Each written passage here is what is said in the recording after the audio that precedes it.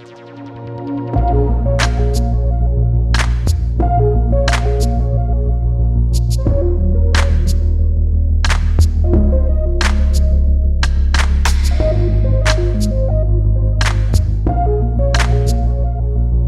found out we were going to probably come over here to Europe, so we went to various sites that were under consideration. I remember coming here, and we took a helicopter ride from near the city and flew out here, looked down on what was just agriculture. There were beans and various crops growing out here, and we landed, and I remember they had an X.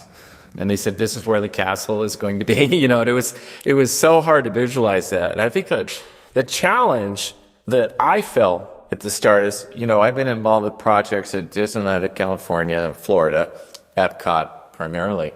And we were building in an area in America where culture is not a really big thing. How many of you have actually gone downtown in Orlando or gone downtown to Anaheim? The cities are, you know, nondescript.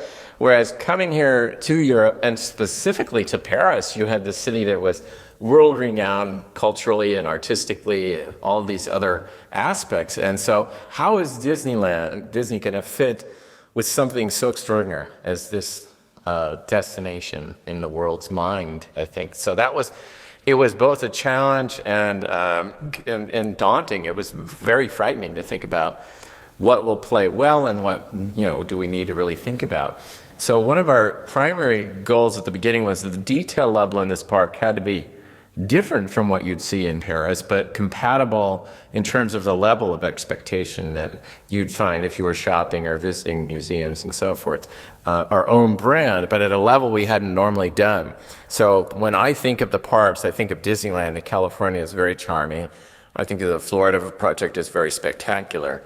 And I think of Disneyland Paris as the most beautiful park that we've ever done. And the detail level, I think, is extraordinary. And as you walk around the park today, think about that, about everywhere you look, there's a level of concern and attention that I think is far greater than anything we've ever done. So I think that was going in. I also remember it was very cold that day.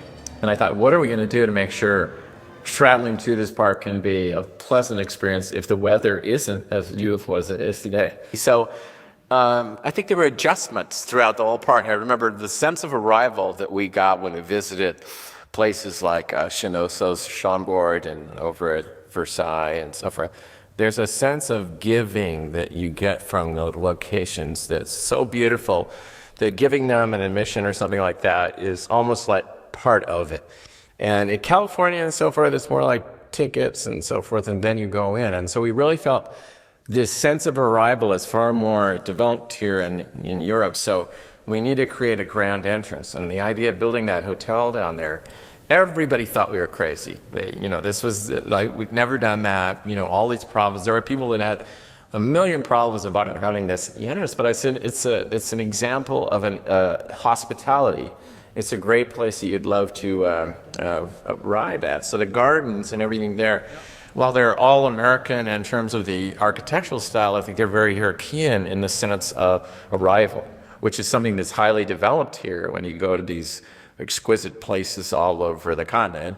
There is a sense of beauty just in the sense of getting out of your car and approaching these places. So more than any other park, I think the entrance here is extraordinary. And ironically, it was a successful thing to have that hotel. And so many of our other parks like Tokyo and even in California with the Grand Californian Hotel at the California Adventure Park, all of that has come as a result of what we pioneered here in Paris. Main Street in Tokyo, we covered Main Street because people shop. It's a big part of the culture in Japan is to take home gifts for literally every friend and relative that you had. In Paris, it's more about enjoying the outdoors and the life that you see when you go to this city. I love the street cafe scene in Paris. Everybody is eating outside. Nobody would go into a restaurant if the weather was like this. They'll be outside. So to have covered Main Street the way we did in Tokyo would have been wrong. So culturally, we left it open, but we knew we were going to have weather, so we put in the arcades. If you walk behind Main Street, you'll see two of the most beautiful arcades, I think, in Europe. And yet we were able to maintain that openness on Main Street. We heten jullie van harte welkom in het Disneyland Park. In verband met de veiligheid vragen we je om rustig naar je eerste bestemming te lopen. Bedankt en we wensen jullie een fijne dag toe.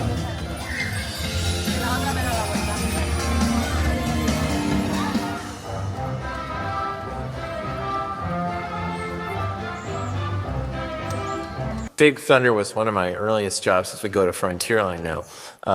It was always an afterthought. It came at the very end. Frontierland had existed in California and Florida. They had been built, and now what land do we have where we could put Big Thunder? And whereas in Paris, we were starting from, the ground. And so I said, let's put it right in the center. It's the most important attraction in that park. We'll put it right in the center. And the idea of putting it out on the island, I think, gave us the best Big Thunder there is in the world, because to get to it, the ride has to go under the water to get out to that island. And at the end, the most spectacular thrill segment we've never done, to get you back from that island, we have to hit a speed in the darkness that's probably unmatched anywhere on a Disney coaster to get back to the land. So the other thing it did is, by being in the center, everywhere you go in Frontierland is enlivened by the excitement and noise and the sounds and the visuals of those trains running around. It's sort of like the backdrop, whether you're over at Phantom Manor or you're over to the Chaparral stage, you've got that context of the great scene of the West. When we did a lot of research here in Paris, I would go to bookstores that were not tourist bookstores, but to local people that lived here in the smaller suburbs. And I'd look at what were their impressions of America. And they loved the West. It was very popular. They loved the Native Americans and that whole, what I would call John Ford, the great director. We showcased Monument Valley. And so that we knew we were on safe ground, because just as to me, coming here to look at the beauty of the greenery and the villages and the swans on the rivers and everything is very culturally different than my dry California area. The whole idea of the Monument Valley and the deserty west with cactuses and so forth was very appealing from a European perspective, because it was so remote a distance. So we knew we were on safe ground of doing that, because to put that kind of a visual only 25, 30 minutes from the city is extraordinary. When you look at that, you say we are about 40 minutes from the Eiffel Tower, and look at this view. It's stunning. And our landscape department goes to the trouble every year about this time. They bring out cactuses and succulents that are kept in storage all winter long, because they never make it through the winter, to enhance that look. So I'm very proud of the Frontierland. When we decided not to do Tom Sawyer Island in Frontierland, which is at the center of all the state Disney parks, we decided there's probably a stronger concept in that, mythical tropical island where there's treasures and pirates and castaways and all that. So we created Adventure Isle, which has everything that we have in the States with Tom Sawyer Island, but it's a little bit more international in scope. We had no idea Disney was going to come and do this series of pirate films, and it was ideally suited to that kind of an environment. So that's been a big bonus plus, that Adventure Island really works extremely well for supporting the pirate franchise films. Pirates, I think this Pirates is very unique in that only in California, where we have no water, were they able to dig the major portion of that ride deep enough that we could take you down 2 waterfalls without being below the water tables. And when we got into the topography here, we had the same situation. If you dig a hole, you've essentially got a little pond, very quickly. And so what we did, we came up with reversing the sequence in that ride so we could get you up higher at the beginning, which allowed us to reinstate the second waterfall. So this attraction and the one in California are the only 2 pirate rides that have the original amount of thrill that Walt Disney wanted in the initial park. In terms of Adventureland, that was probably the high points there. And moving, I think, to Fantasyland, our first thought was we were pretty safe with what we had just done a few years before in Disneyland's Fantasyland, where we kind of brought a little bit of the storytelling outside into the architecture. So each of these facades sort of reflects the cultures, the countries that those stories kind of belong to. So we're standing right now in a British Toad Hall, from Wind in the Willows and Kenneth Grahame's story, all the way over to the Italian Bella Notte. But the big challenge was the castle. In California, it's derivative from Neuschwanstein.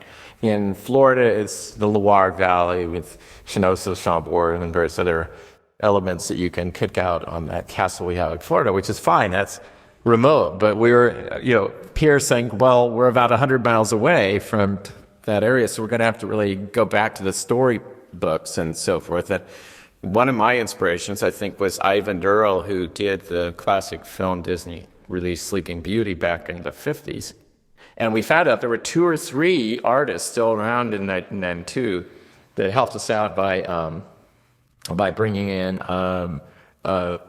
that look of painting that they still in there because they were under Ivan Durrell. So on opening day, or the ticket was designed by Frank Armitage, who did background work on the film Sleeping Beauty. And so we actually, I think it was our inspirational art that was marketed at the park. We made it the opening day ticket that was sold here. So that inspired everyone to create something that was, again, I use that term, it's not competing with the architecture you'd find even down in the city, like Notre Dame and so forth. It's not Gothic per se, it's fairy tale, and so it's compatible or complementary to that. It's something that feels akin, it feels comfortable. The sculptural nature of the trees is very reminiscent of French tapestries, but it's also out of this fairy tale book. And then the clincher for me was putting a dragon on the basement.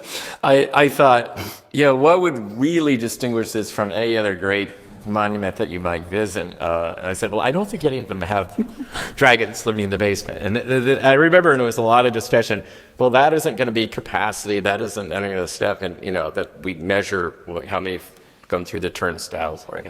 And I said, I just have a feeling about this. So we created the castle in such a way that we had enough remaining in the budget for that to create that grotto. And I was so proud that when we opened, people would talk about what were their favorite experiences in Paris. Number 3, there was Pirates and Big Thunder. Number 3 was the Dragon on a Castle. So I said, there you go. That was a wise decision. At Discoveryland, we have this challenge with the future. It was all Tomorrowland in the States. And in the 50s, the future kind of stayed with a constant that lasted maybe 10 or 20 years, where we hadn't gone to the moon yet. We hadn't developed the computer, and you could talk about all of these far-reaching things for a long time. But now, as you know, you fear buying the new smartphone because 6 months later, Apple's going to announce the one that you really have to have. So we're all caught up in this thing of always being obsolete. And we thought, now we're going into a different cultural community here. What can we say about the future? And we said to ourselves, okay, what inspired us? And you think of the H.G. Wells's, the Jules Verne's, the Leonardo da Vinci's. Every great scientist probably went through a childhood where those stories were so much a part of their inspiration for going on into the endeavors that have taken us into space or whatever. And so we thought, well, what about then coming up with the idea that dreams, these dreams that these great minds created, these dreams that kind of fuel the future. Because every kid that gets inspired by reading those things that then goes on to do something has really changed the world. So dreams can be the fuel for making the future the way we know it now. So that was the look that we created there. And yet it's built with dreams that can be modified and changed as time goes on. So today you're going to experience the new Star Wars adventures that have brought us up to date with that universe. So it's very flexible, but at the same time, we don't get caught up in having a mid-century modern Tomorrowland. Each of these areas is rich with a lot of thought that went into the conceptualizing on it. And I think in my way, I might have said it already, but I think that of all our parks, this is definitely the most beautiful one. And that was a mood that I felt was very compatible with what we're up against down the street. It's not Anaheim, it's not Orlando. This is one of the great cultural milestones in human civilization. So as you go through, like I say, those of you, since you're all fans, you've been to all the parks, I think I can guarantee you'll see more detail and level of finesse in this park than